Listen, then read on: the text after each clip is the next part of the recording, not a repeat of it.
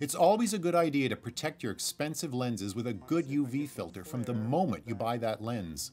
Let's talk about filters and see just how important and varied they can be. So now I bought my expensive lens.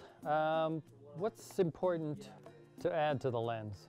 Well, if you tend to forget your lens cap like I do sometimes, you definitely want a UV filter on every single lens you have.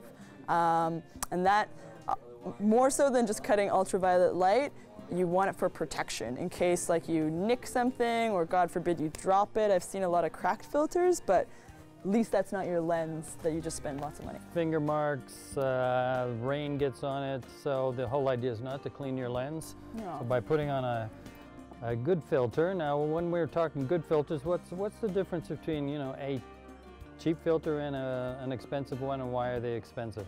Well, there's one, just the materials used, like a B+W is ground glass, the brass ring, much better materials. But two would be the level of coatings that are on it. You know, like you can buy a very cheap, inexpensive filter with no coatings at all, and you actually see a bit of haze there. Okay, so this is no coating at all. You see a bit of haze there in front of it.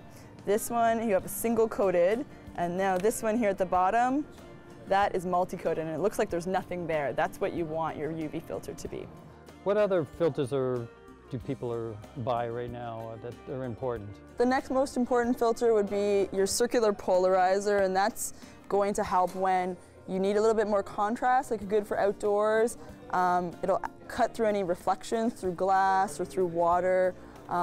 But really it'll pop those clouds, you know, darken your skies, things like that. Richer colors. Richer colors overall. But it also takes a little bit of... It'll cut down your light by half a stop or so, so you don't always want to use it inside if you don't have to. Maybe a stop and a half, right? Stop and a half, yeah. So what other filters are sort of fun that you don't want to carry around too many filters? What's another fun filter? A fun filter is definitely a neutral density filter, so that you're going to get a little bit more technical with it, but when you want to be shooting nice wide opens for depth of field, but you don't want to have a super fast shutter speed, this will cut your, depending on how much you can get an ND3, an ND6, an ND8, and that'll cut down more of your light without actually stopping down on your camera settings. So if you're shooting snow in the mountains, or you want to do a long time exposure, and you can't, yes. So, and what's I hear there's also a fun one, which is a graduating filter. Great for landscapes when you just want to darken your sky, but leave everything else clear at the bottom. Clear, yeah. So it's neutral density at the top, and then gradually lighter to nothing at the bottom. Well, some of this can be done in Photoshop. Really, you know, the way the pros do it, you capture everything you can in camera at the moment you're taking that picture. So that's it's not all about come in. Post-production always, no. Yeah. I think a lens hood or a lens shade is important. A lens hood or a lens shade will block some of that sunlight that's coming in at an angle for your lens, and that will stop any flare, haze, also those circles of confusion, and that just retains your image nice and also good colors. protects the lens a little bit. Definitely protecting your lens, yeah. Because I've had that, and I hit little things on the side. And yeah. It's okay to beat up your lens hood, not your lens. Okay. Yeah. You definitely want a good, solid, multi-coated UV filter. That's straight up protection. When you first buy any of your lens, you want that on all of them. A circular polarizer is great, and that's the one filter that you cannot replicate in Photoshop. It'll add contrast, make your colors a little richer. It'll cut reflections through water and glass. It's the one filter that is super special.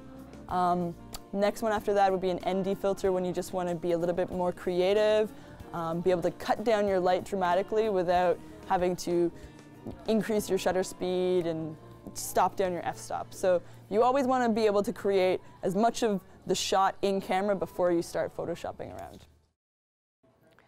So that's it. I think we've covered everything. Camera bodies, lenses, filters, the lens shade. Thank you, Krista. Thank you, It was just a pleasure working with you, and hopefully that's been informative. Just don't forget to read those instructions. And take pictures. And take pictures.